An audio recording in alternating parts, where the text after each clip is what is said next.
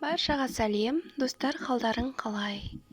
Менің каналыма қош келдіңіздер. Достар, әр күніміз тек сәттілікке толы болсын деп тілеймін. Достар, мен бүгін сіздерге түрік елінің өте танымал, өте дәмді булочкасының тағы бір түрі сериалдарда айтып жатады, симит деп.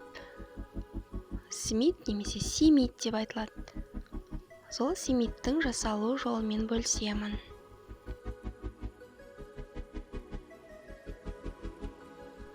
Ал бісміллә деп бізге ең алдымен ұнымызды електен өткізіп дайындап аламыз.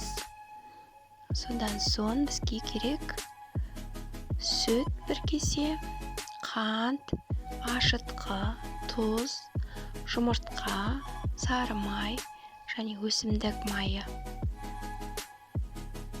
Ең бірінші ұнымызға қант, құрғақ қоспаларды, қант, тұз және ашытқыны ұнымызға салып аламыз.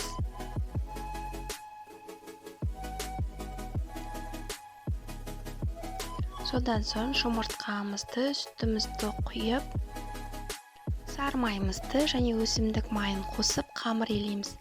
Сары майымыз жұмсақ болып тұру керек. Бөлме температурасында жұмсақ сары майды қосамыз.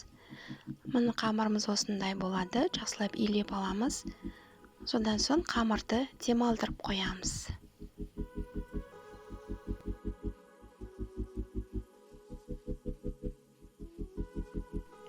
Демалып болған қамырды кішкене бөлшектерге бөліп аламыз. Бірдей етіп бөлуге тырысамыз. Бірдей болса өте әдемі болып шығады.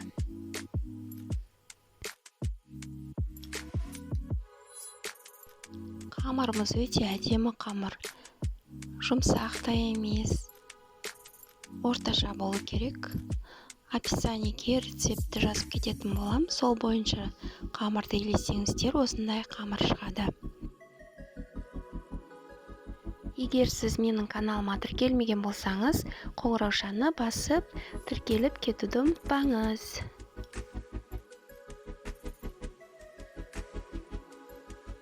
Кішкентай етіп жасауға да болады, немесе үлкендеу етіп жасауға болады. Менде 1-2 кішкентай болады. Қалғандары үлкен болып шығады. Содан соң қамырларымызды сопақша етіп осылай қойып, бетін жауып, тағы да демалдырып қоямыз. Тағы да жарты сағаттай демалған қамырларымызды осылай созып дайындап аламыз. Ұзынша етіп осылай дайындап аламыз.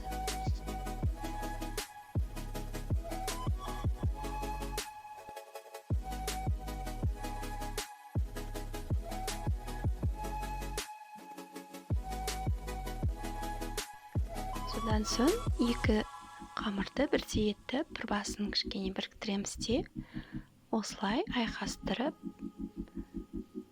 ораймыз. Содан соң екінші басын алып, екі жағын бір-біріне жабыстырып, дайындап аламыз осылай. Жабыстырған жерімізді кішкене қолмен жайып жібереміз осылай.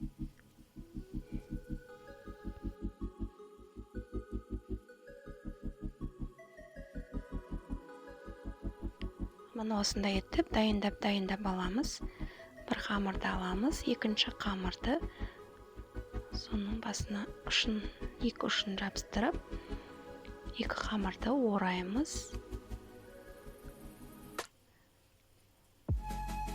Енді екі басын бір-біріне жабыстырып, тағы да дөңгелетіп, жабыстырған жерімізді жақсылап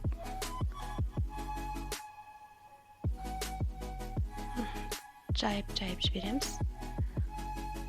Осындай формаға келеді. Осылай қамырларымыздың бәрін дайындап аламыз. Осындай болады. Содан соң сироп керек болады және кунжут керек. Сиропты мен алдын ала дайындап алдым. Сироптың рецептінде жазып кететін боламын. Осындай етіп 3-4 қасық сиропқа кунжутты араластырып дайындап аламыз. Содан соң дайын болып тұрған қамырымызды осы кунжутқа батырып аламыз.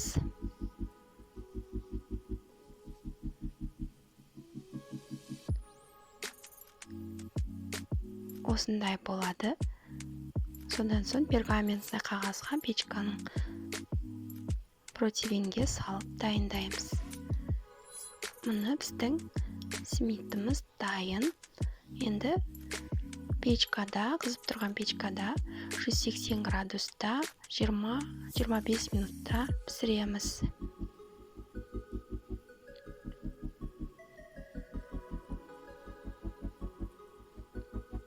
Мына осындай болып пісіп шығады.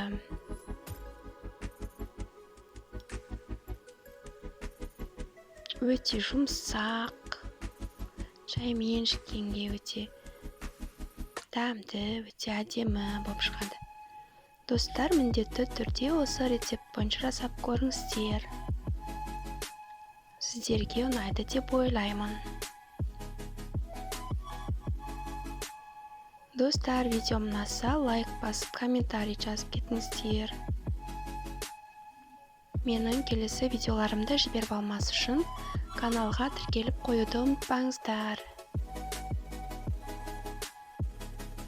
Достар, менің келесі видеоларымды жіберіп алмас үшін каналға тіркеліп қоюды ұмытпайық. Сау болыңыздар. Рахмет.